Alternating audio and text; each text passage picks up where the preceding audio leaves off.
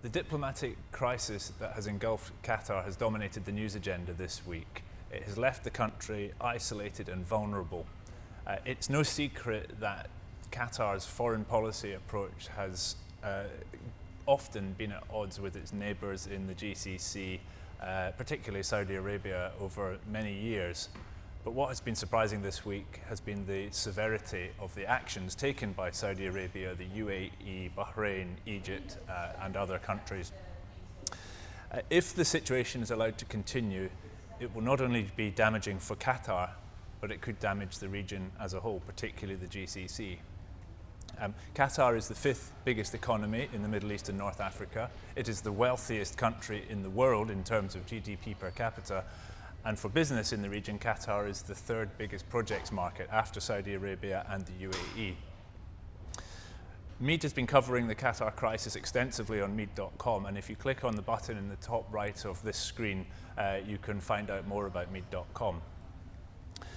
For the projects market, the implications for Qatar are potentially very severe.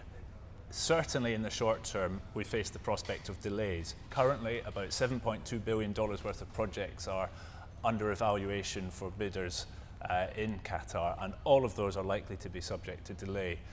But for the projects that are underway, there is the risk of delays, the risk of cost inflation. The blockade on Qatar's ports will put up the cost of bringing materials into the country and make it more difficult to deliver projects. And then the big question is, of course, what does it mean for the World Cup in 2022? If this crisis is allowed to continue and projects are delayed and costs rise, it makes delivery of the World Cup more and more challenging for Qatar. The wider impact for the Qatar economy, there is the threat of expats leaving. That will affect consumer spending and prices. And of course, there is the risk to Qatar's ambitions about being a tourism and hospitality hub for the region. The blockade on its airspace, for example, will stop transit passengers and airlines going through the country. But the severity of the situation forces Qatar into a corner. It's weak, it has few opportunities to negotiate. But what I think it tells us is that the Saudis, the UAE, and the other countries involved want change. Maybe not regime change, but certainly policy change from Qatar. They want to see Qatar become more aligned with their approach against the Muslim Brotherhood, against ISIS, against Iran in the region. And Qatar has very little room for negotiation. The problem with the strong reaction is that it leaves little opportunity for a diplomatic solution that's face-saving to Qatar and its allies, but that is what we have to hope can be found.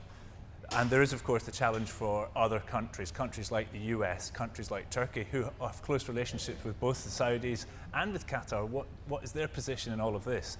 And these are some of the big challenges facing countries and businesses as this crisis continues. Please send any feedback, comments or questions to the YouTube channel below, and you can subscribe to the MEED YouTube channel by clicking on the button at the bottom of this page. Thank you very much.